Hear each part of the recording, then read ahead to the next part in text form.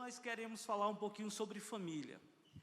E independente de você ser casado, de você ser solteiro, eu acredito que muita coisa do que vai ser falado nessa noite vai ser algo fundamental para você. A grande verdade, irmãos, é que nós nunca fracassamos quando se trata de família, casamento. Nós nunca fracassamos nas coisas complexas.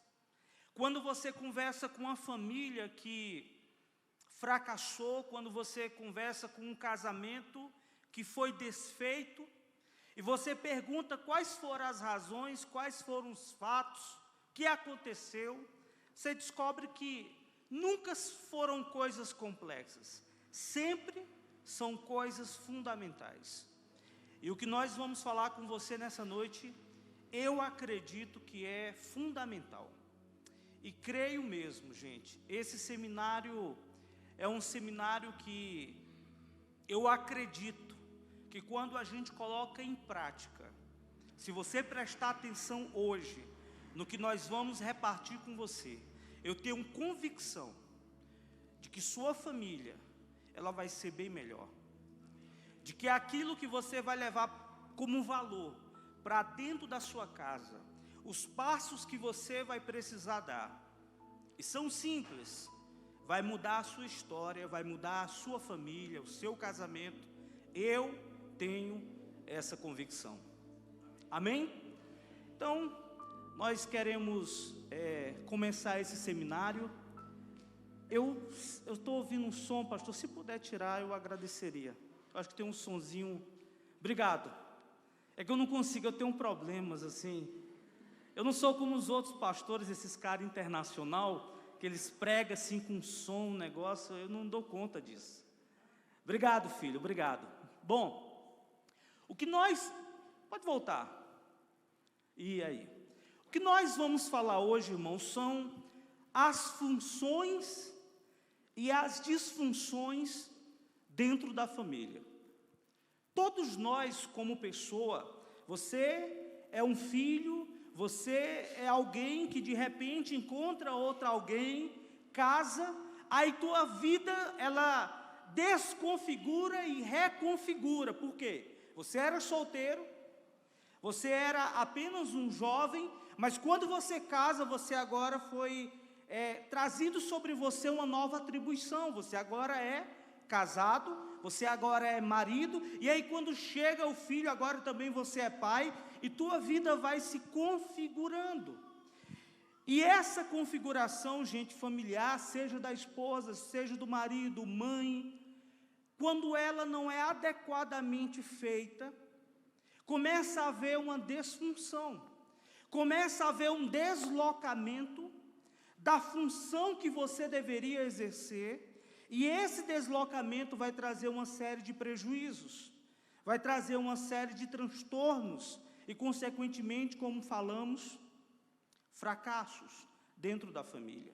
Então, quais são as funções e quais são as disfunções dentro dessa família? Eu quero começar agora, irmãos, e eu vou precisar de uns 20 minutos de introdução. Mas eu queria muito sua atenção, porque às vezes nós queremos já entrar nas soluções sem mostrar as reais causas que justificam que as soluções são necessárias. Então eu queria começar um pouquinho com a introdução e queria pedir sua paciência, tá bom? Não é culto que nós estamos aqui hoje, irmão, nós estamos em um seminário, tá joia? Então vamos lá, pode começar. A primeira pergunta que nós queremos começar fazendo nessa noite, irmãos, é: o que está acontecendo? Quando nós olhamos para essa figura, todos nós estamos vendo que é a figura de uma família. Nós temos ao meio a figura de um casal adulto, nas extremidades um garotinho, na outra extremidade uma menina. A gente sabe que é a configuração de uma família. Mas a pergunta é: o que está acontecendo com a família de hoje? Por que tem crescido tanto literaturas em direção à família? Por que tantos congressos? Por que tantos seminários? Por que tanto empenho, por que tanta força, tanta energia gasta nessa direção? Provavelmente está acontecendo alguma coisa. Por que nós estamos tão preocupados com a família? E a pergunta, irmãos, é: o que está acontecendo? Se nós voltássemos 20, 30 anos atrás, e nós comparássemos as famílias, como é que nós veríamos? Então, a pergunta, o que está acontecendo, ela é justificável. Está acontecendo alguma coisa. Hoje, os homens com muita liberdade e, ao mesmo tempo, facilidade, estão deixando suas casas. Hoje, a quantidade de mulheres que estão deixando filhos, estão deixando marido e se aventurando em uma outra história, em um outro episódio da sua vida, é imenso. Nós que trabalhamos com os bastidores da igreja, nós que temos trabalhado aí afora e temos ouvido tantas histórias, nós ficamos alarmados, irmãos, com o que a gente tem ouvido. A quantidade de filhos que tem trazido essa marca e esse peso de orfandade, a quantidade de filhos marcados por uma desconfiguração familiar imensa. Quando a gente traz um seminário de paternidade, é muito difícil uma pessoa que não diga: eu me encontro aqui, eu entendo que minha família desconfigurou aqui. É muito difícil. A maioria de nós realmente fomos marcados por muitas coisas. Então, essa pergunta: o que está acontecendo? O que acontece, irmãos, é que alguma coisa colidiu com a família. Alguma coisa bateu aí no meio, e você percebe que essa colisão que atingiu essa família não ficou só nas figuras adultas. Você percebe que aquilo que colidiu nas figuras adultas, essa trinca, essas rachaduras, elas chegaram em todas as extremidades. Não existe essa história de que o marido e a esposa tomam uma decisão e os filhos não recebem diretamente o impacto dessa decisão. Não existe essa história de que o marido toma um rumo, ou a esposa, ou eles fazem alguma coisa e esses filhos não recebem o impacto. Então, alguma coisa colidiu, alguma coisa bateu de frente com essa família. E hoje nós temos aí uma família que você consegue ver a configuração mais rachada, uma família trincada. Você pode entrar dentro de uma casa aqui na cidade de Fernandópolis, você vai ver lá a figura do pai, da mãe, dos filhos, mas se você parar um pouquinho mais, você vai ver que é uma família trincada. Você vai ver que há uma disfunção. As pessoas, os personagens estão dentro de casa. Os personagens, pai, mãe, filho, estão lá dentro de casa.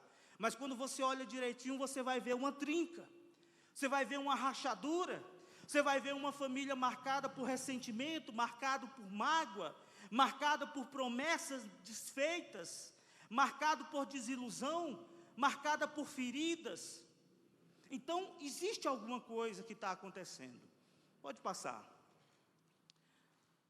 Nós costumamos dizer o quê?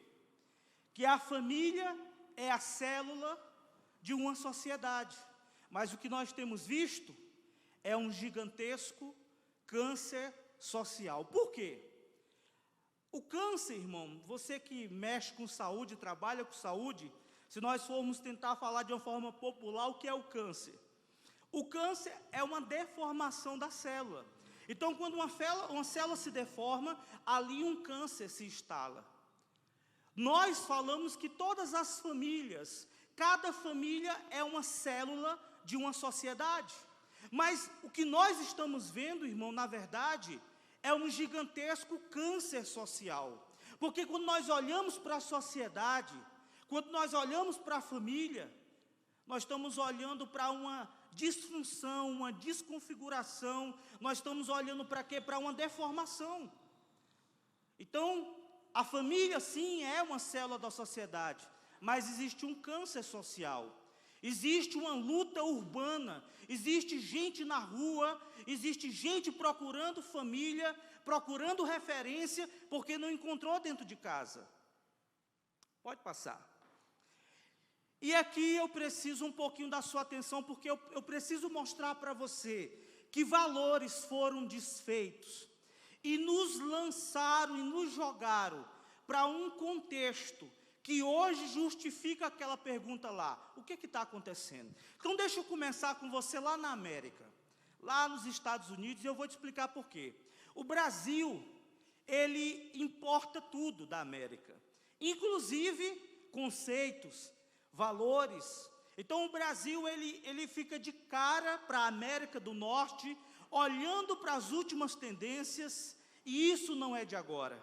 Então eu quero te mostrar um pouquinho do que aconteceu lá, e quais foram os reflexos que foram trazidos para cá, e o que está acontecendo com a gente. Amém?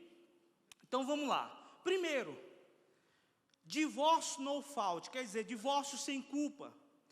Nos Estados Unidos, irmão, nas décadas lá de 60 e 70, o que aconteceu na América? Os Estados Unidos, irmãos, eles têm fundamentos cristãos. A América, ela nasceu com fundamentos cristãos.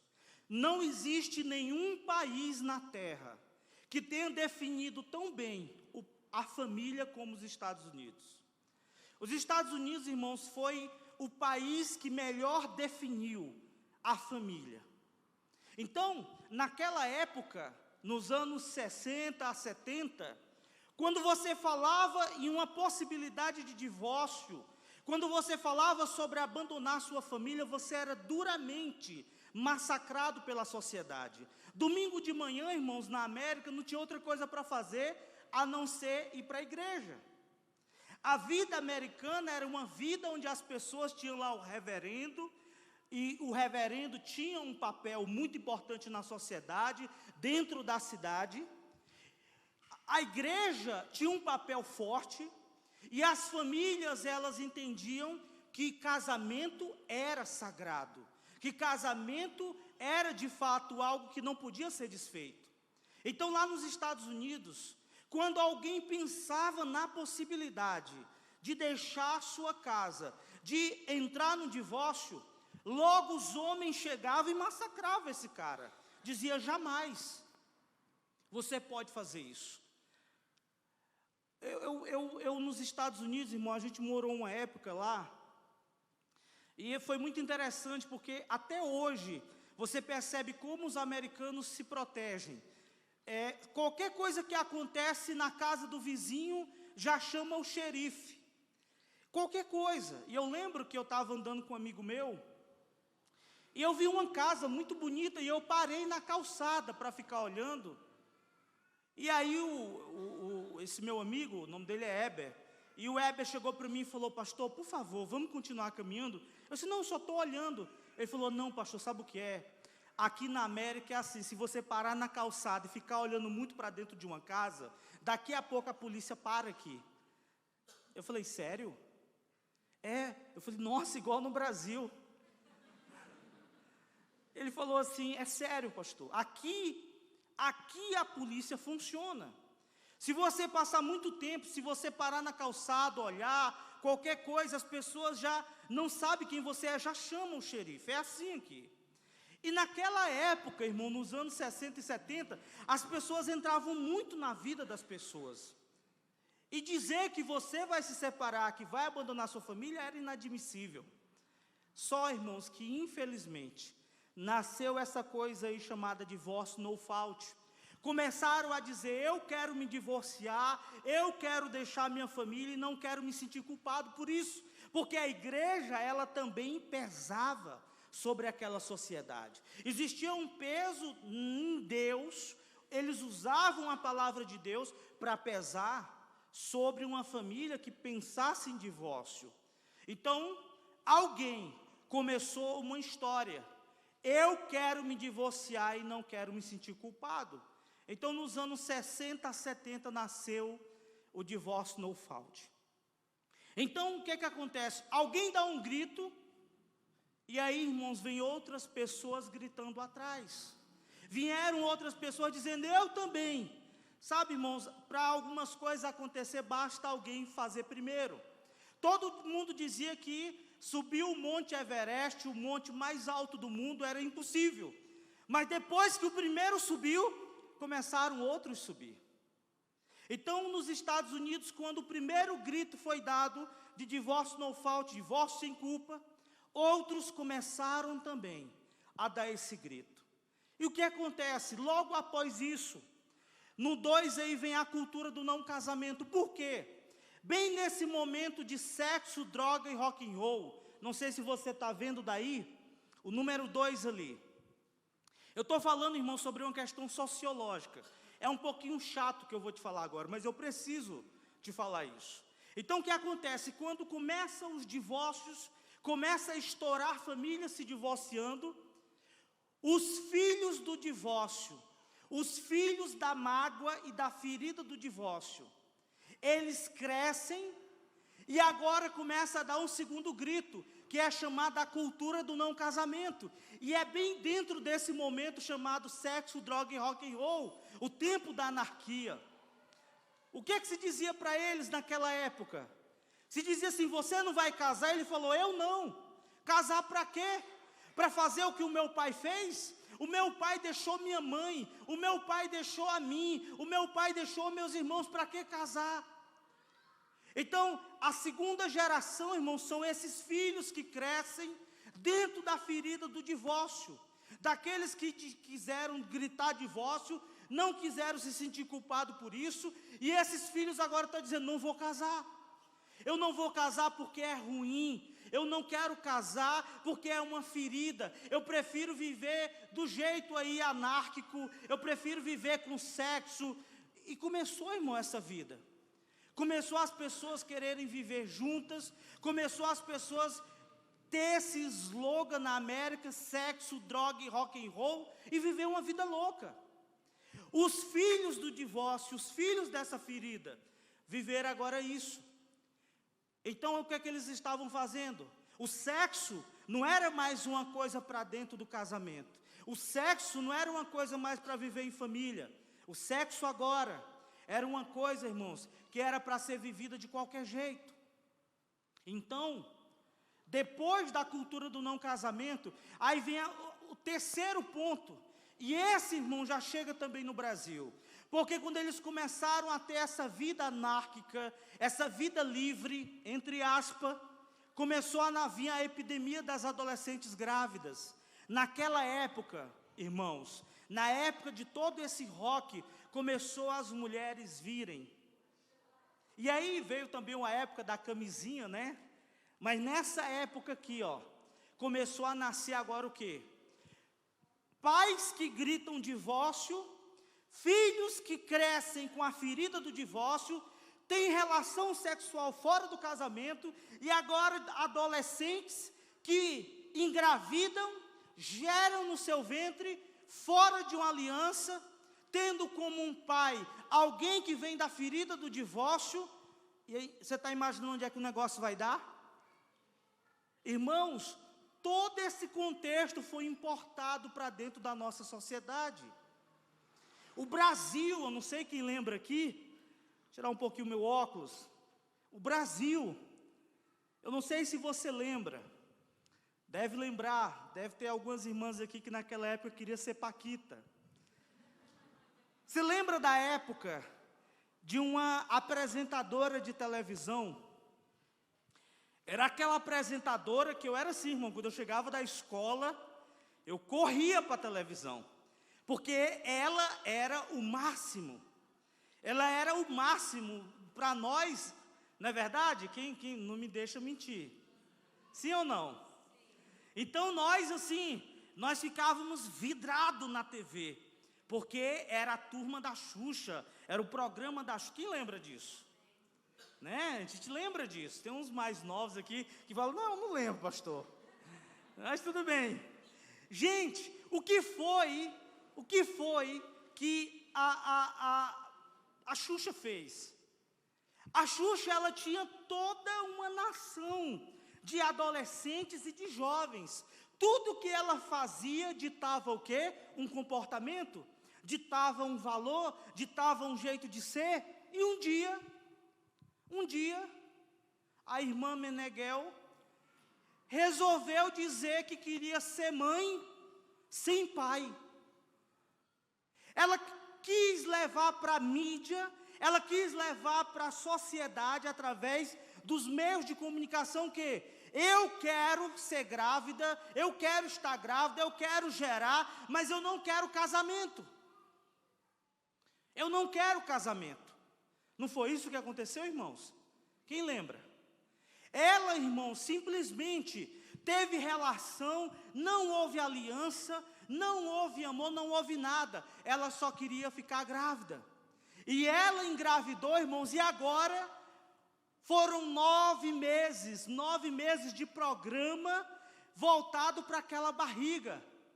Voltada para aquela barriga e as coisas muito bonitas, e tudo muito lindo, muito colorido. O que foi que as adolescentes fizeram naquela época? Quem lembra? Irmãos, estourou no Brasil uma quantidade de norte a sul, uma quantidade de adolescentes grávidas. Por quê? Porque acharam legal, acharam o máximo. A TV apresentou aquele fato de ter uma barriguinha, aquele fato de ter um filho, como uma coisa mais extraordinária. Só, irmãos, que aquilo que a Xuxa colocou na TV era uma grande ilusão para aqueles que do lado de cá, fora da telinha, estavam vivendo. E o que é que foi acontecer, irmão? O que aconteceu que uma quantidade de adolescentes engravidaram. E nesse exato momento, irmãos, que é a epidemia das adolescentes grávidas, ali no número 3, nesse exato momento, que elas viram que as coisas não eram tão rosa, tão colorido assim, não era tão mágico, o que foi que elas fizeram? Nesse exato momento nasce a indústria do aborto. Fica comigo. Quero que você entenda essa introdução, porque senão não dá para a gente falar de família lá na frente. Para mostrar por que estamos onde estamos. Então nasce a indústria do aborto. Então, irmão, de norte a sul, começa, irmãos, nascer fundos de quintais abortando. E aquelas que não conseguiram abortar, o que aconteceu com elas? Os filhos vieram. Talvez você que está aqui hoje, é fruto de uma barriga dessa. Eu te pergunto, e cadê o pai? Irmãos, a quantidade de adolescentes que geraram dentro dos micareta, dentro dos carnavais. Eu estava esses dias assistindo um programa, faz um pouco de tempo, e estava falando lá, os filhos do Rock in Rio. Era o tema da reportagem. Os filhos do Rock in Rio. Quem lembra do Rock in Rio? Aí estavam lá os casais falando, nós éramos naquela época adolescentes, bem jovens, e a gente transou aqui mesmo, e aí veio fulano, veio cicrano. Eles mostrando, gente, os frutos do Rock in Rio, uma quantidade de filhos que foram gerados na imoralidade, uma quantidade de filhos que foram gerados na prostituição. Imagina, irmãos, o que isso pode gerar. Imagina o transtorno. Deixa eu falar rapidamente aqui um pouquinho sobre a minha história. O meu pai, ele era um ex-combatente do exército. Meu pai foi para a guerra. Quando ele volta da guerra, ele conhece uma mulher, casa, e ele tem 5 filhos com essa mulher. E aí, a vida vai, a vida vem, o meu pai resolve se separar. Aí o meu pai dá um chute na mulher, dá um chute nos filhos e manda embora. Meu pai naquela época, obrigado filho, eu sempre esqueço o meu. Naquela época, meu pai era dono de um restaurante, 2 restaurantes na verdade. E agora ele começa um novo relacionamento.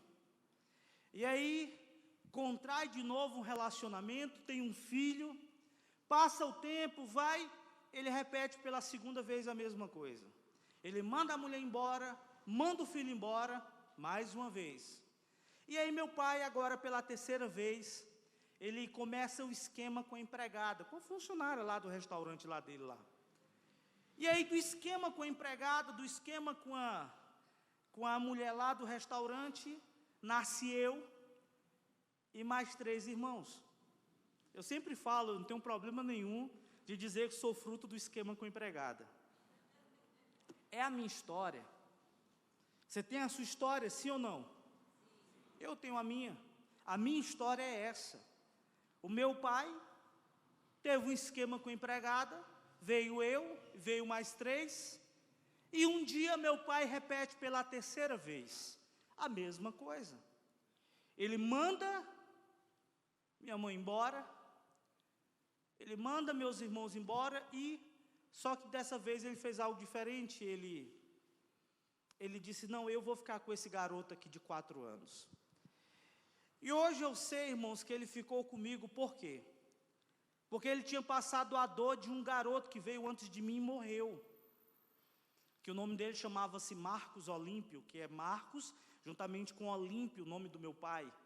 E como foi tão dolorido para ele a dor da morte do Marcos Olímpio, quando minha mãe engravida de novo, ele se apega a mim, como uma fuga da sua dor, do seu luto, e eu sei que foi isso. E o que é que meu pai faz? Ele diz, mas eu vou ficar com esse de 4 anos. Aí, gente, eu acordo de manhã, que a gente morava dentro do restaurante, eu acordo de manhã, procuro minha mãe, procuro meus irmãos, não tenho mais. Agora, você pode imaginar isso? Uma criança de 4 anos, sem pai, sem mãe, sem irmãos. E aí eu gosto muito de contar isso quando eu falo um pouco sobre sexualidade, porque toda essa disfunção, todo esse transtorno, todo esse estilo de vida, fora da função que Deus nos chamou para ter, leva os filhos e joga os filhos em direções das mais dolorosas. E eu, irmãos, vivendo a minha vida ali, perambulando, como a gente diz lá no Ceará, eu esqueci de dizer, eu sou natural de Fortaleza, e perambulando, feito menino, correndo para cima e para baixo, um dia um funcionário do meu pai me tranca dentro da cozinha, lá do restaurante, e começa um processo de abuso. Então eu com 4 anos fui abusado. Agora, pensa comigo, será que as coisas deveriam ter sido assim? Será que as coisas deveriam ser dessa forma? Será que foi isso que Deus planejou? Ou será que Deus planejou casamento? Ou será que Deus planejou família de um outro jeito? Então, voltando aqui ao nosso ponto, quando vem a epidemia dessas adolescentes grávidas, as que não abortaram, que na verdade, irmão, matou uma geração, sangrou sobre a pátria um tanto, porque matou uma geração, as que não mataram, os filhos nasceram. E aí agora nasce um menino, e ele pergunta, quem é meu pai? Não tem pai. Irmãos, nós somos 40 milhões de brasileiros, que não temos o nome do pai na certidão de nascimento. Talvez você possa ser uma dessas pessoas. 40 milhões de brasileiros que não têm o nome do pai na sua certidão de nascimento. Mães que geraram fora da aliança, que foi um fruto de um esquema, um fruto de um motel, um fruto ali dentro de um carro, sei lá onde. E aí esses homens crescem sem a figura de um pai. Já eu vou te mostrar o prejuízo, o transtorno que é a falta de um pai. E o que é que essas pessoas deram? Então a gente fica se perguntando hoje, nós homens adultos, levanta a mão assim, quantos maridos aqui para eu ver? Levanta a mão assim. Obrigado. Aí nós maridos que casamos, muitas vezes temos imensos desafios dentro da nossa casa, eu mesmo, minha esposa sabe disso. A dificuldade que eu tenho com algumas coisas, por quê? A falta do meu pai, a falta de alguém que fosse referência na minha vida. Irmãos, pela misericórdia de Deus, eu tenho tentado conduzir minha família. Agora imagina, irmãos, se Jesus não entra nessa história. E aí nós temos uma nação órfã, porque desde o nascimento da nossa nação, eu costumo falar isso, desde o nascimento da nossa nação, nós já fomos altamente, irmãos, violentados. Por quê? As caravelas portuguesas desembarcam nas nossas praias, e aí o que é que desce? Desce os portugueses segurando a imagem de uma mulher segurando um menino. E eu pergunto, e o pai? E o pai? Onde está o pai? E aí, queridos, mais aqui ao lado, chegam as caravelas negreiras, desembarcam os negros, desembarcam com o seu candomblé, com a sua umbanda, com a sua quimbanda, caboclo, desembarcam, escravos, vêm para outras terras. O Brasil já está habitado pelos índios, com sua pagelância, e agora os portugueses estão abrindo estrada. Em cada lugar que eles chegavam, o que é que os portugueses faziam? Estupravam as índias, iam estuprando as índias, deixando elas grávidas e seguindo, abrindo estradas no Brasil. E as índias, depois de 9 meses, davam à luz, e a pergunta é, cadê o pai?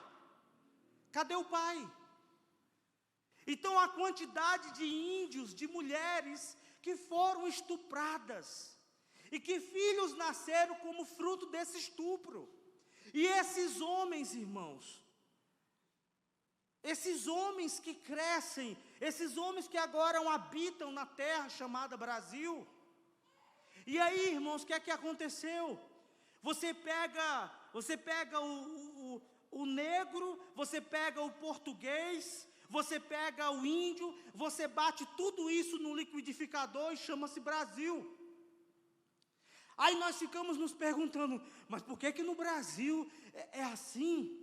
Por que nós somos um país tão corrupto? Por que nós somos um país assim, tão complicado nessa área de família? Por que nós somos um país tão difícil? Por que nós somos um país tão erótico? Irmãos, quando você chega na Europa, e você fala que é do Brasil, os europeus só sabem de uma coisa: Brasil? Ah, Brasil, carnaval e futebol. E quando eles pensam em carnaval, irmão, estão pensando naquelas mulheres nuas, tá? Eu e minha esposa, nós trabalhamos uma época com muçulmanos, com árabes. E eu lembro que era muito difícil, porque para um árabe, toda brasileira é prostituta. Toda brasileira. Não existe assim, para o árabe, o muçulmano dizer, não, brasileira, não. Pelo menos na época que nós trabalhávamos, era muito difícil. Era muito difícil porque para eles toda brasileira é prostituta. Então olha a imagem que foi criada sobre nós. Esses dias, faz tempo, né? Quando a gente estava fazendo uma escola nos Estados Unidos, alguns meninos aqui até conheceu o Edu e a Lorena, pessoal de Jales. E vocês lembram que a Lorena é uma garota muito bonita, muito bonita. E quando foi a segunda vez para ela tirar o visto para voltar para a América, para os Estados Unidos, eles não quiseram dar. E qual era a suspeita deles? Não, essa daí vai se prostituir. Então, já existe um pensamento de que brasileira vai para a América, vai para a Europa, para quê? Para se prostituir. Ficou esse estigma. Então a nossa nação, irmãos, é uma nação marcada, é uma nação que desde os seus primórdios, ela já vem sendo marcada e pautada por esses valores errados. E aí, como eu disse, essas adolescentes aí, engravidam, esse filho nasce, e esse filho hoje pode ser o seu esposo aí, que está do seu lado. Fruto de uma coisa que ele procurou o pai, não tem pai. Aí ele tenta ser marido, não consegue ser marido, pastor. Por que não consegue ser marido? Porque não teve referência. Aí chega esses homens dentro da igreja procurando pai, procurando referência. Eu sei que aqui na Luz para os Povos isso não existe, porque aqui é diferente. Mas lá, irmãos, nas nossas igrejas aí fora, irmãos, as pessoas vêm procurando uma referência. As pessoas chegam querendo olhar para o pastor e as esposas chegam também dizendo, pastor, pelo amor de Deus, chama o meu marido para conversar, por favor, conversa com ele, diz para ele, ajuda ele como ser pai, como ser marido, como ser esposo. Por quê, irmãos? Porque nós não tivemos referência. Nós crescemos, irmão, sabe como? Só com uma figura, irmão, de uma mulher, às vezes de uma avó, e não tivemos pai. Estão comigo? Depois da epidemia dessas adolescentes grávidas, vem o quarto aí, que é a confusão da correção versus violência. Por quê? Porque esses filhos agora que crescem, eles não aprenderam limites. Irmãos, quando tem um pai, quando tem uma mãe, quando tem uma família bem estruturada, o filho cresce com limites. O filho cresce, irmão, sabendo o que é disciplina, sabendo o que é certo, o que é errado. Agora, quando um filho cresce, não tendo figuras de autoridade para estabelecer limites e valores, como é que esse menino cresce? Como é que esse homem, ele se transforma? Como é que esse homem entra na sociedade? E aí vem essa confusão da correção versus violência, por quê? Porque hoje, irmãos, há uma dificuldade de nós corrigirmos nossos filhos. Está aqui minha filha, ela não gosta muito que eu fale, fica meio com vergonha, mas deixa eu te contar uma história. Já contei algumas vezes.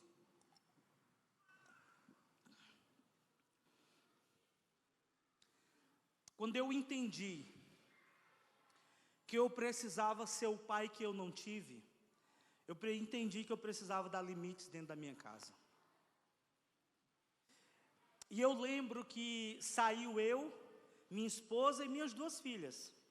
E nós saímos, irmão, para buscar uma varinha.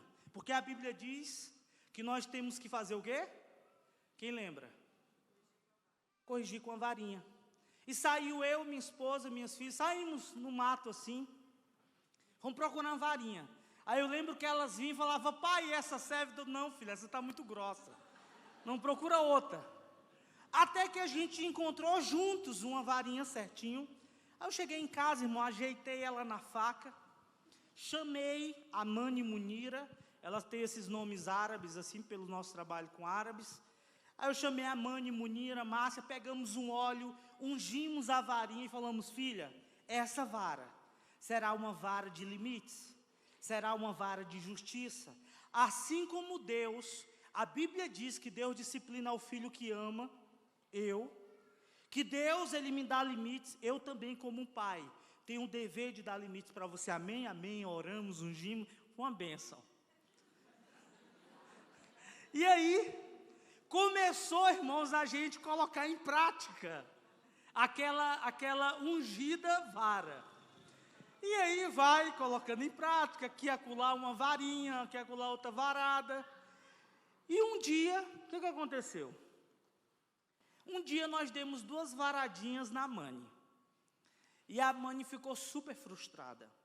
E a nossa casa era em cima e embaixo, ela subiu a escada, foi para o quarto, ficou lá na frente da TV chorando. E eu subi, eu falei, não amor, vem cá. Peguei na mão da minha esposa, da Márcia, subimos lá, desliguei a TV, eu falei, Mani, vamos conversar. Sentei de um lado, Márcia sentou do outro, o que você tem? Você está frustrada por quê? Você desobedeceu. E eu fui tentando explicar para ela e ela daquele jeito. Aí eu falei para a Mani, eu falei, tá bom filha, então vamos fazer o seguinte, a partir de hoje, o papai não vai mais usar essa vara em você. A partir de hoje, filha, você vai fazer o que você quiser, tá bom? A partir de hoje, você vai fazer o que você acredita. A partir de hoje, nós não vamos usar mais essa vara, ok? Aí ela,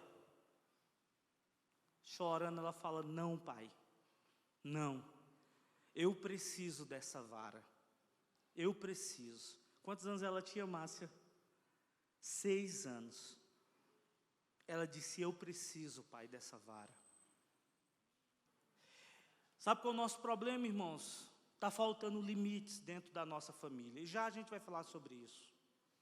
A gente fica, às vezes, achando que limites... E aí a gente fala assim, não, existe essa coisa de correção versus violência. Não, pastor, isso é violência. Irmãos, me diga uma coisa aqui, principalmente os homens. Mas me fala de verdade, eu não estou falando de um pai que violentou você, eu não estou falando disso. Eu estou falando daqueles pais que realmente te corrigiram. Quantos de vocês aqui hoje agradecem? De você dizer assim, eu agradeço, porque o meu pai me corrigiu. Na época eu não entendia, na época eu não gostava, mas hoje eu agradeço, porque se o meu pai não tivesse me corrigido, hoje eu seria um delinquente, hoje eu estaria aí fora, talvez nem vida mais eu tivesse. Então, irmãos, é uma confusão, e é interessante, até eu vi um videozinho, mas aconteceu de verdade. O Cote, ele conta até no livro dele, o pastor Cote, para quem conhece, o pastor Cote, ele chegou em Nova York, foi dar um seminário lá nos Estados Unidos, e quando ele terminou o seminário, veio uma irmã, e falou, olha Cote, deixa eu contar uma experiência que eu tive. Ele falou assim, Cote, eu disciplinei meu filho, e com pouco tempo chegou o xerife na minha porta batendo, e perguntando por que eu estava disciplinando o meu filho. E eu peguei a Bíblia, mostrei para ele, e falei, olha, a Bíblia fala, temos que corrigir com vara, nosso filho, meu filho desobedeceu e tal. O xerife falou, não, você não pode fazer isso. E lá nos Estados Unidos é assim, irmão, se uma criança liga, na hora a polícia vem e o agente social, o negócio é meio complicado. A Socorro veio hoje aqui? Está aqui? Não. Socorro é uma americana, não sei se ela veio hoje. Ela disse que ia vir, ela foi agente social lá nos Estados Unidos, né? Então ela fala muito bem sobre isso. Então o que acontece lá é assim, se um filho liga, na hora a polícia para. E o cara queria, não, mas a senhora não pode fazer isso, não pode fazer isso, igual essa lei da palmada. Quem foi que inventou, irmão? Aqui no Brasil, esse negócio da lei da palmada, quem lembra? Hã? Quem? Irmão, a Xuxa, pode falar alto. Inventou a lei da palmada, irmãos. Quer dizer, endossou, né? A mesma que quis ter uma filha lá como teve, agora endossou que você não pode dar uma palmadinha no filho. Então lá na história, contando aqui para você, aí ela diz assim, olha, mas eu precisei fazer isso. E aí diz que na hora o xerife lá, o policial não queria aceitar. E aí ela teve uma revelação, ela falou assim, ô seu policial, o que é isso aí que o senhor carrega do seu lado? Ele falou, isso aqui é um cacetete. Ah, tá. O senhor sabe por que eu corrijo o meu filho hoje com vara? Para que amanhã o senhor não precise corrigir aí com o seu cacetete. Aí o policial deu bom dia e foi embora. Porque é muito fácil, irmãos, a gente achar que a gente está tendo violência com nossos filhos e tal, coisa parecida. Irmãos, está aqui minha filha, a Mani, minha filha Munira está ali no carro, você pode conversar com elas. Eu não tenho medo de dizer para você que minhas filhas são saudáveis emocionalmente. Não tem essa história de que porque apanharam de vara, ficaram com transtorno. Se tiver psicólogo aqui, irmão, pode conversar com elas. Te falo diante de Deus, não tem. Não tem. E a gente fica com medo de dar limite nos nossos filhos. Então, o quinto aí é chamado a perda dos vínculos familiares, porque é nesse momento que os vínculos familiares eles vão se perdendo, o amor, a afetividade, o sentimento. Hoje, irmãos, as pessoas não sentam mais na mesma mesa. É uma dificuldade para a gente fazer a família sentar na mesa. É uma dificuldade. Os vínculos familiares estão quebrados. Hoje, o que é que os pais fazem? Os filhos acabam tendo mais sentimento de afetividade pela babá do que pela mãe e pelo pai. Sim ou não? Não estou dizendo que você não possa ter uma babá, não é isso. Mas você tem que entender qual é o seu papel como mãe, como um pai. Porque esses vínculos quebram daqui a pouco, irmãos. Eu ouço essas histórias aí, de que a filha aí, essa bem conhecida, que a filha matou os pais, eu fico perguntando, a gente fica na cabeça da gente, mas, poxa, mas será que não amava os pais? Mas às vezes os pais deixavam com a babá, os pais não queriam, não estou justificando aqui, irmão, não é isso. Mas eu penso que os nossos filhos, muitas vezes, eles estão desvinculados emocionalmente da gente, porque a gente não gasta tempo com eles. Então vem a falta, a perda dos vínculos familiares e, por último, nessa introdução, a relativização moral. O certo virou errado e o errado virou certo. Então, por que a nossa família está onde está? Então, nós temos o quê? Uma inversão e uma aversão aos valores de Deus. Eu preciso, irmãos, fazer essa introdução aqui. Por quê? Porque não adianta só eu chegar e dar 9 passos para você ter uma família feliz, 7 passos para você ter uma família extraordinária, não adianta. É necessário você entender, você, marido, de onde você veio. É necessário você, mãe, entender o que aconteceu com você na sua história, na sua adolescência, porque isso reflete na sua vida. Irmãos, imagina a história que eu tive. Minha esposa, ela não gosta muito também que eu conte a história dela, mas eu vou contar. Ela não tem como tomar meu microfone aqui, né? Eu só quero mostrar para você, irmão, olha como o desajuste é grande. O pai da minha esposa, que Deus o tenha, já foi meu sogro, mas assim, a sogra não foi, a sogra ainda está perseverando. Mas, voltando aqui, o meu sogro, o que aconteceu com ele? O meu sogro tinha uma família. Tinha esposa, tinha os filhos, tudo ajeitadinho, tudo certinho. O que o meu sogro fez? Meu sogro começou a pular cerca. Sabe o que é isso? Sim ou não? Começou a dar uma pulada de cerca e tal. E aí ele começou um caso. E esse caso se transformou de um negócio maior. Ele abandonou a esposa, abandonou os filhos. E agora do caso, agora viveu uma vida. E veio minha esposa e mais 10 irmãs. 10, né?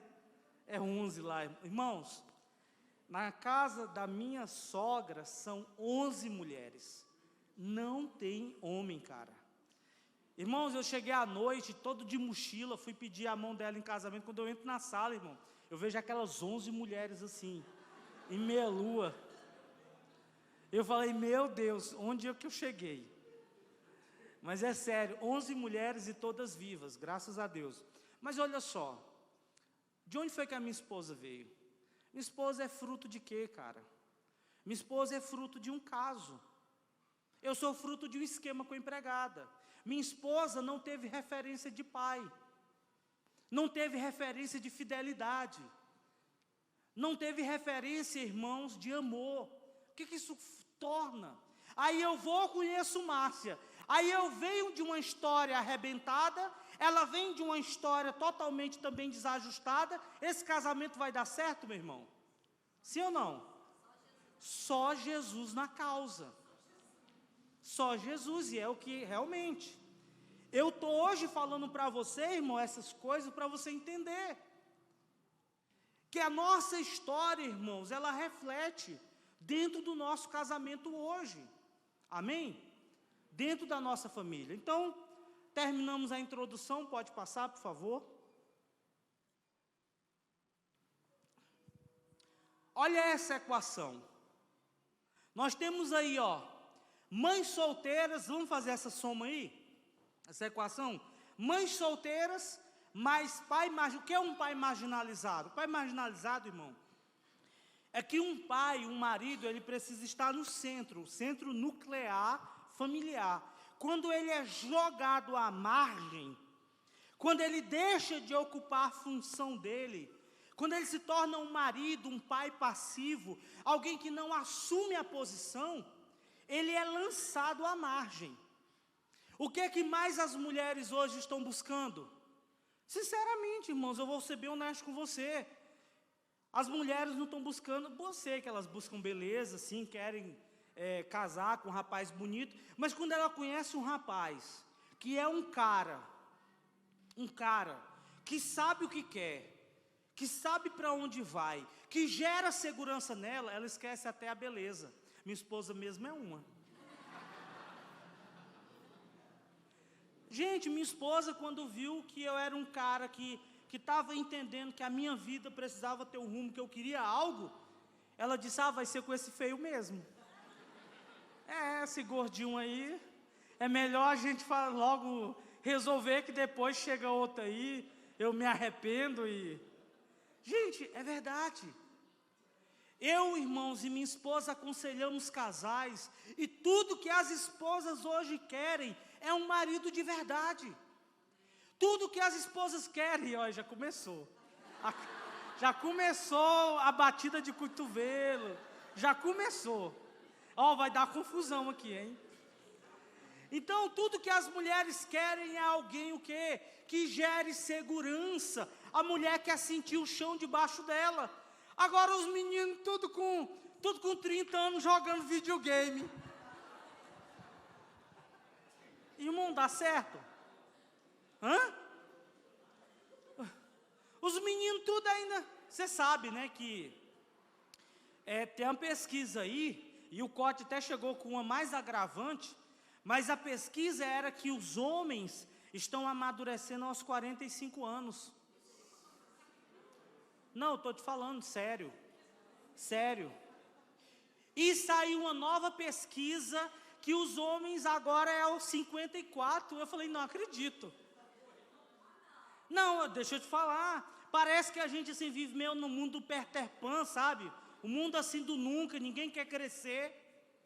Vocês já viram? Não sei se vocês já viram aquela nova ideologia que ninguém quer crescer. Era aquela coisa do Michael Jackson, né? Ele não queria crescer. Ele queria ser aquela eterna criança, fez lá o parque do nunca. É isso. E tem marido, gente, que é assim. Tem homem, depois eu falo das mulheres, viu? Aguarde. Não vá se alegrando tanto, não. Tem homem que é assim. Não cresce o cara. O cara é aquele playboy, o cara já está com 40 anos, mas quer ser aquele playboy. Ele acha que não tem responsabilidades. E aí, irmãos, olha só, mães solteiras, mais pai marginalizado, mais filhos vulneráveis, dá igual o quê? Dá igual o quê, irmãos? Essa é a equação para o caos familiar e, consequentemente, dentro da igreja. Irmãos, as pessoas que estão entrando por nossas portas, as pessoas que estão chegando neste lugar, são famílias, muitas delas quebradas, muitas delas vivendo um transtorno, muitas delas vivendo o quê? Uma disfunção, talvez já marcada pelo divórcio, marcada por uma separação, marcada por dor, marcada por infidelidade, filhos, eu fico imaginando, né, o Igor com a Priscila são os líderes de jovens, né, aqui. Gente, eles vão escutar muito, prepare-se. Eles vão escutar muito, sabe por quê? Porque adolescente, jovem, traz muita dor de dentro das suas casas. De dentro das suas casas.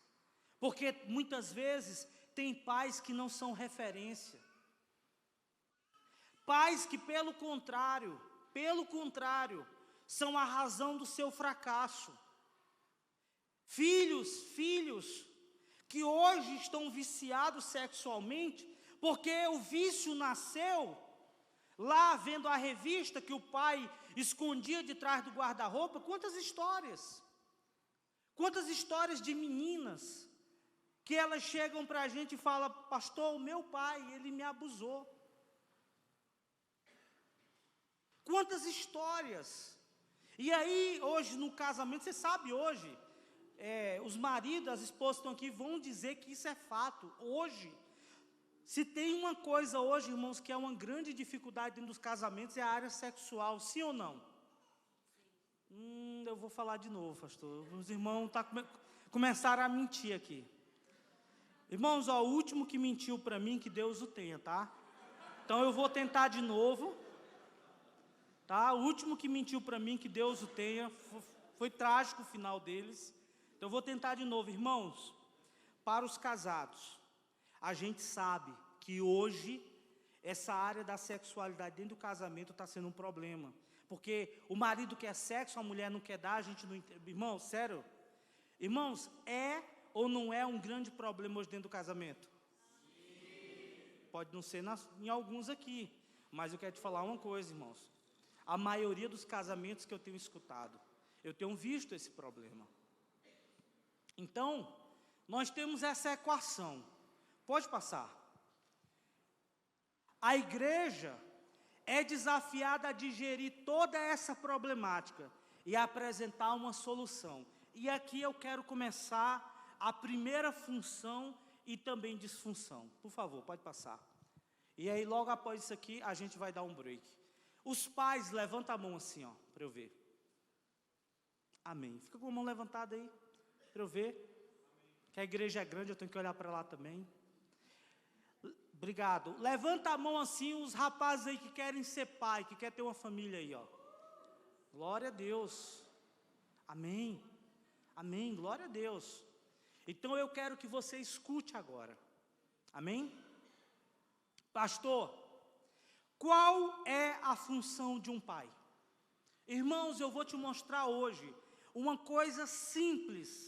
Eu vou te mostrar uma coisa hoje que não é complexa, não precisa de nenhuma equação, não precisa de nada, super, hiper, mega complexo, não, é algo simples, mas é algo fundamental para a vida de um filho, para a vida de um casamento, para a vida de uma família. Qual é a primeira coisa que um pai precisa comunicar na vida de um filho, na vida de uma família? E quando ele não comunica, qual é o prejuízo que isso causa? Primeira coisa, irmãos, que um pai precisa comunicar na vida de um filho é direção. Quando um pai comunica direção dentro de uma família, ele dá um senso de destino. Sabe uma das coisas que mais sua família quer? Sua família quer saber para onde vocês estão indo. Homens, maridos, pais, rapazes, não esqueçam. Suas famílias querem saber para onde você está indo. Cristo é o cabeça do marido, e o marido é o cabeça da casa, da esposa, do lar, da família. Amém? Então, a cabeça pensa, a cabeça idealiza, a cabeça projeta. Então, o marido, o pai, essa figura, ela precisa apontar um destino, ela precisa saber para onde está indo. Qual é, pastor, a primeira coisa que um pai, que um marido comunica dentro de uma família, dentro de um lar? Direção, senso de destino. Muitas vezes, irmãos, nós temos encontrado filhos que não sabem para onde vai. Nós temos encontrado filhos que o senso de desordem na direção é tão grande que ele não sabe. Você pergunta, o que você quer ser quando crescer? Não sei. Eu não sei. Mas por que você não sabe? Não sei, meu pai nunca me encorajou a nada. Meu pai nunca apontou nada. Irmãos, eu vou dizer uma coisa para você, meu pai nunca me apontou direção. Hoje eu converso com minha filha, e é tão natural ela dizer, olha pai, eu gosto muito dessa área cerebral, eu gosto muito dessa área neurológica. Irmão, eu com idade de 13 anos não sabia nem dizer essas palavras. Com 13 anos eu estava brincando com bolinha de gude na areia. Irmão, com 13 anos, minhas filhas, ela já está dizendo, pai, eu quero trabalhar na área psiquiatra, mas neurológica. Meu Deus. Mas o que é que eu faço? Eu digo para ela, é isso que você quer, filha? Amém. Vamos estudar um pouco, vamos pensar sobre isso, vamos conversar. E a gente foi conversar com a médica para ela nos explicar como é que é essa área. Eu quero encorajar minha filha. Você entende isso? A minha outra filha, o que é que ela diz? A minha outra filha diz que quer ser psicóloga, mas também quer ser pastora, igual a mãe. Eu disse, mas não pode ser igual ao pai, assim? Não, eu quero ser igual a minha mãe. Lá em casa tem isso, sabe, irmão? Né? Tudo bem. Não é só lá em casa não, irmão. Os jovens também têm esse negócio. Eles querem mais a pastora. Que é assim, vou explicar para você. Quando eles querem justiça, que alguém fez alguma coisa com eles, me procura. Agora, quando eles fizeram alguma coisa errada, aí eles procuram a pastora. É porque a pastora vai abraçar, vai chorar. Não, brincadeira. Mas minhas filhas, gente, eu encorajo elas. Eu encorajo. Minha filha, ela dizia, pai, eu gosto tanto de moda. E a gente morava do lado de Nova York. E ela dizia, pai, eu quero ler revistas de moda, eu quero ver isso. Eu falei, vamos comprar então.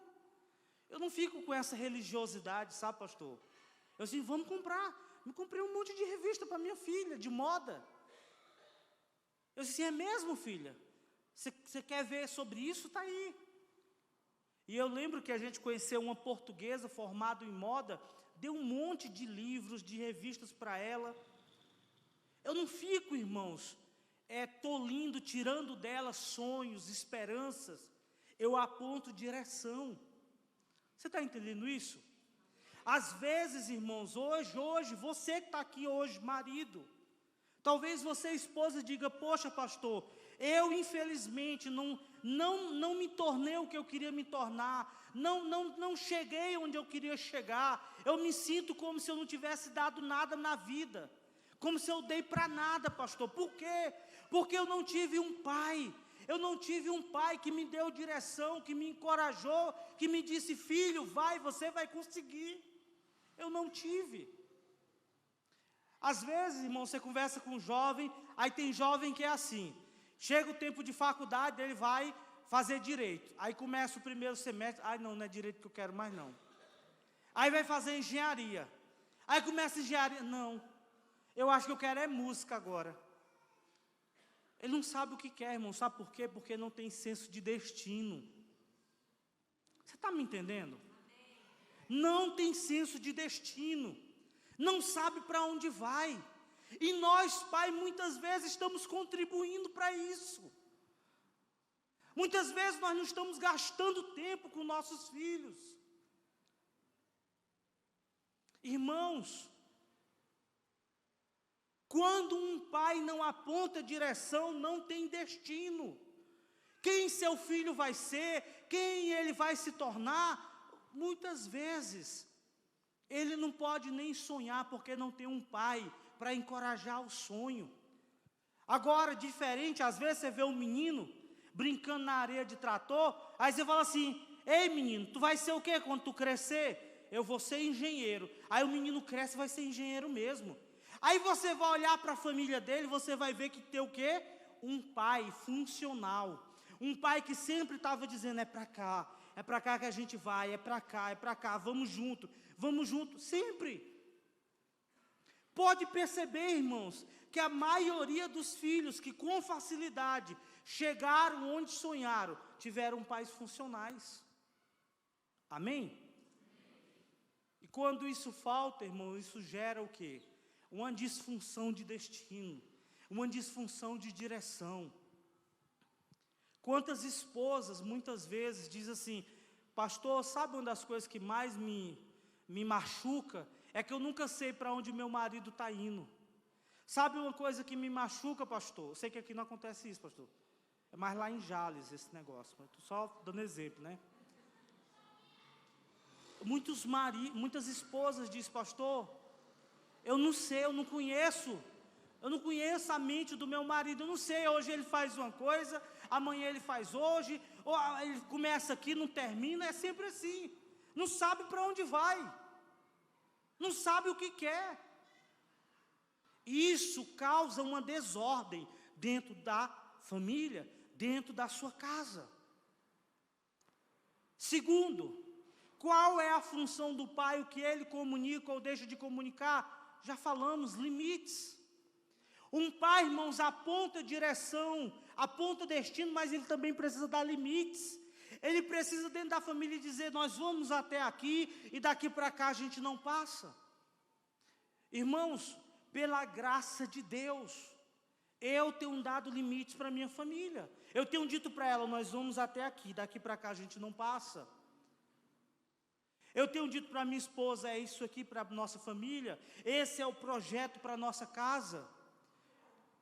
Irmãos, está aqui minha esposa, está aqui minha filha de 13 anos, não tem uma decisão na nossa vida que nós não tenhamos tomado em conjunto. Ah, mas minha filha só tem 13 anos, não vou nem me importar com o que ela sente, com o que ela acha, é criança ainda. Que história é essa? Que história é essa? Irmãos, as decisões dentro da nossa casa são tomadas em família. Eu me importo com o que minha filha está pensando. Eu me importo com o que minha esposa está sentindo. Nós sempre nos juntamos os 4. E a gente conversa: filho, o que você pensa sobre isso? E você, o que você sente? E você, Márcia, o que é que você pensa? Nós tomamos recentemente uma grande decisão na nossa vida agora. Você acha que essa decisão foi tomada só por mim? Não, foi conversado em família. Tomamos uma decisão em família, nós 4, juntos, pensando, sentindo, dissemos: não, é isso, e vamos tomar essa decisão, porque a gente faz o que acredita. Mas eu disse: nós vamos até aqui, daqui para cá a gente não vai. Você entende isso? Você sabe o que os limites geram, irmãos? Os limites geram segurança. Os limites geram segurança. Quando um pai comunica limites, ele gera segurança na vida de um filho. Muitas coisas na vida das minhas filhas poderiam hoje ser piores, poderiam ser transtornadas, mas eu precisei dar um limite. Na minha casa, irmãos, desde o início, olha, eu não sou religioso não, tá? Eu não sou um cara religioso. Mas na minha casa, a gente coloca limites no que vai assistir. Na minha casa, a gente coloca limites no que vai ouvir. Na minha casa, a gente coloca limites no que vai ler. Minhas filhas são apaixonadas por leitura. Eu fui agora recentemente em Rio Preto, comprei um livro para minha filha, ela começou a ler à noite, a menorzinha. Quando foi de manhã, à tarde, já estava... Quantas páginas, amor? 300 páginas, irmão. Ela leu à noite e terminou de manhã. Mas a gente tem limites. Eu peguei o livro: peraí, filho, deixa eu ver que livro é esse. Ele fala sobre o quê? Trata que assunto? Ah, não, ok. Por quê? Porque eu quero cuidar do coração delas. Eu quero cuidar das emoções delas. E será que, pais, nós temos cuidado? Será que a gente tem dado limite? Irmãos, se eu for falar para você, você vai achar graça. Naquela época, quando minhas filhas eram menorzinhas, tinha um pica-pau, né? Acho que hoje não tem mais. Tem ainda? Ainda tem um pica-pau? Esse pica-pau, vou te falar, é um trapaceiro, viu? Eu falei para minha filha: você não vai assistir pica-pau. Por quê, pai? Porque ele é um trapaceiro, filha. Ele só engana. E eu não quero que você aprenda isso. O pica-pau, ele bate, ele apanha, e ele vai trapaceando. Eu não quero isso para você. Ok? Ok, pai.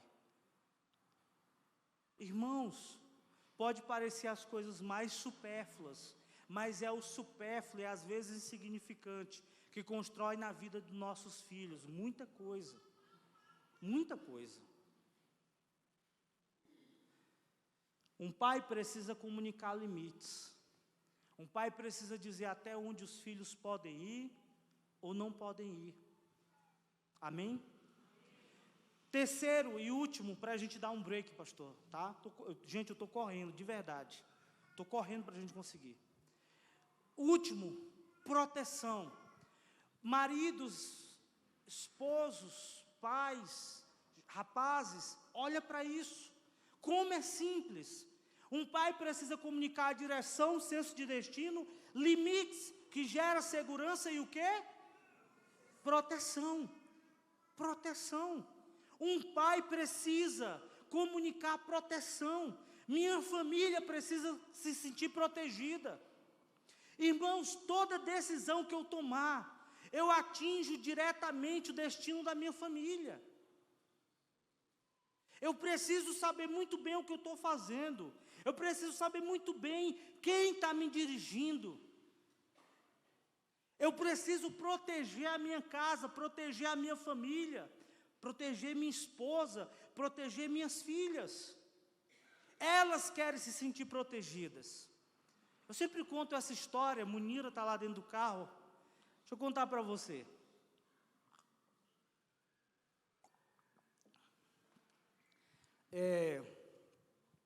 Eu morava em Curitiba e as meninas tinham um carro, né, do tio, o tio que passava na van para pegar para levar para a escola. Era o tio Vitor. Então, o tio Vitor passava de manhãzinha, 7 horas, eu já estava com elas duas arrumadinhas, entrava lá dentro da van, levava, e no horário eu já estava lá aguardando. Um dia,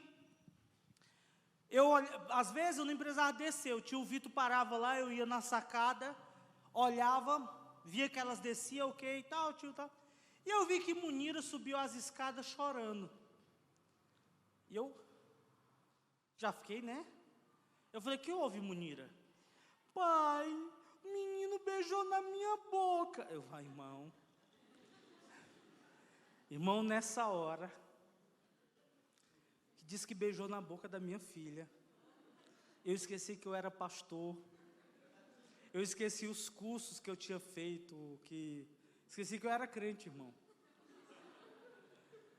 Eu falei, o quê?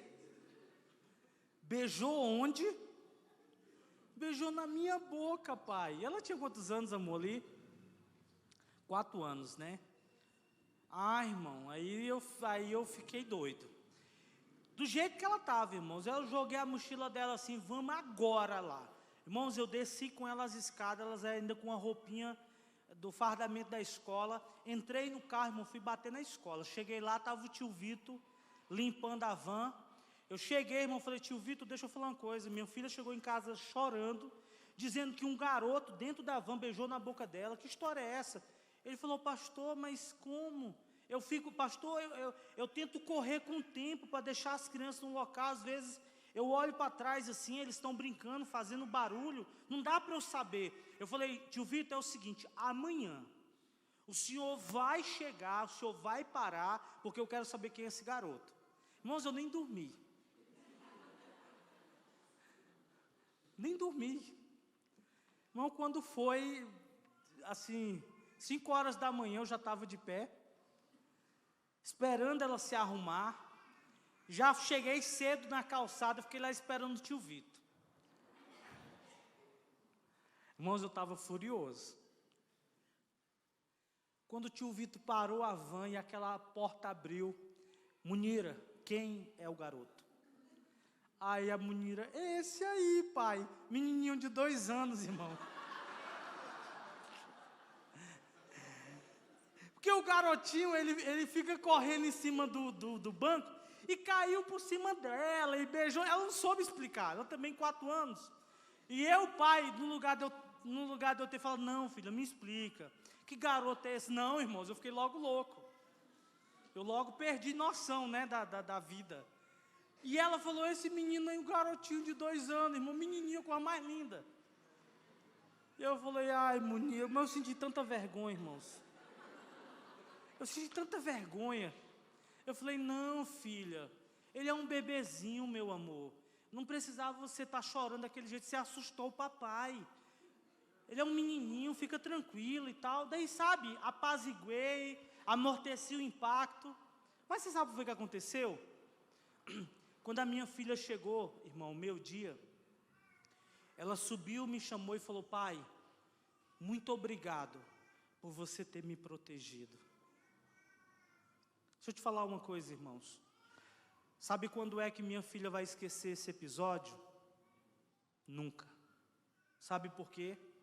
Mesmo eu não tendo as informações certas, mas eu fui imediatamente proteger minha filha, dizer que estava presente. Sabe quantas mulheres hoje, mulheres já casadas, vão para gabinetes pastorais, vão para salas de atendimento, de aconselhamento, e revelam para nós que a grande dor delas é nunca ter sido protegida pelo pai, delas revelarem um episódio, uma situação, e elas dizerem: meu pai não me protegeu.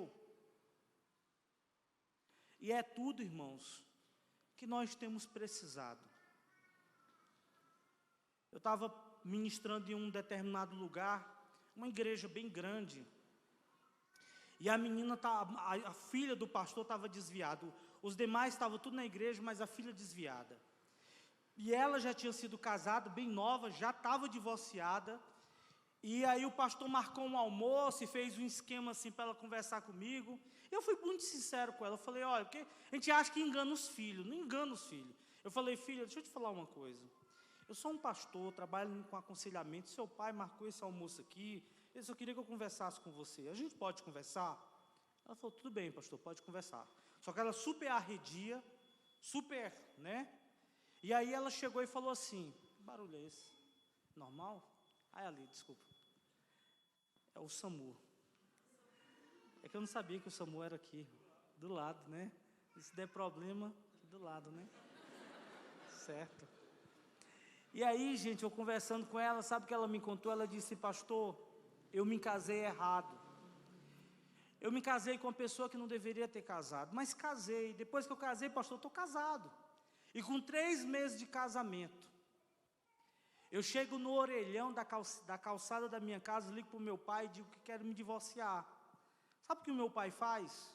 Meu pai, ele diz: fica aí agora que eu vou te buscar. Meu pai para o carro, coloca minhas roupas e me leva embora. Sabe o que eu queria, pastor? O meu pai saía de madrugada para ir ver casamento, para ir restaurar a família. Eu queria que o meu pai entrasse dentro da minha casa, sentasse o meu marido e tentasse restaurar o meu casamento, mesmo que eu tenha casado errado. Mas se Jesus entrasse dentro da minha vida, dentro da vida do meu marido, eu tenho certeza. Meu pai já lutou por tantos casamentos dentro da igreja, mas não lutou pelo meu. E eu me senti desprotegida. Eu não senti que eu fui protegida.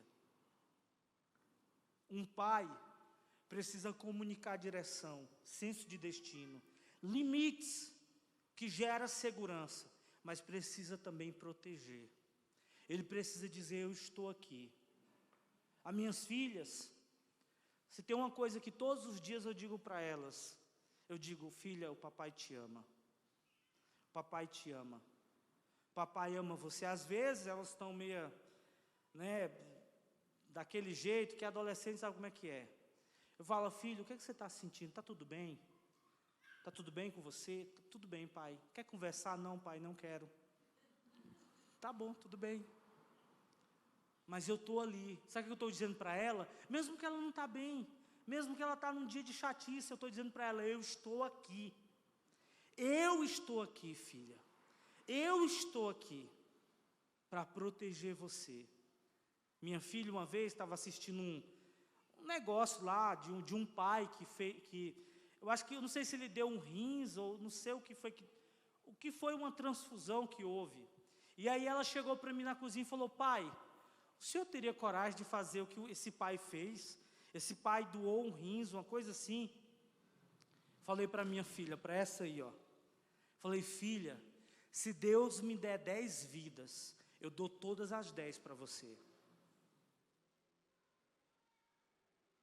Isso é proteger. A gente acha que precisa fazer muita coisa, mas tudo que nós pais precisamos é dar direção, limites e proteção. Vamos para o nosso break?